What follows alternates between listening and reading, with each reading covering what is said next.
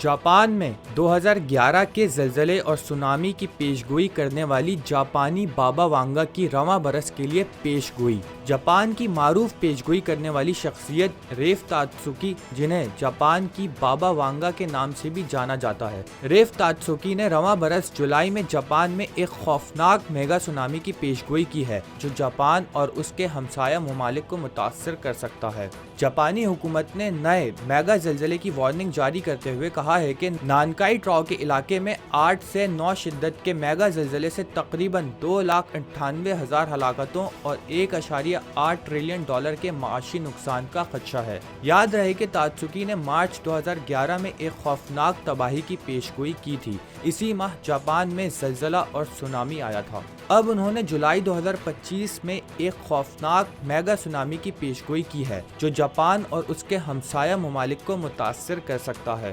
دوسری طرف جاپانی حکومت نے بھی حال ہی میں ایک نئی رپورٹ جاری کی ہے جس میں سونامی کا خدشہ ظاہر کیا گیا ہے۔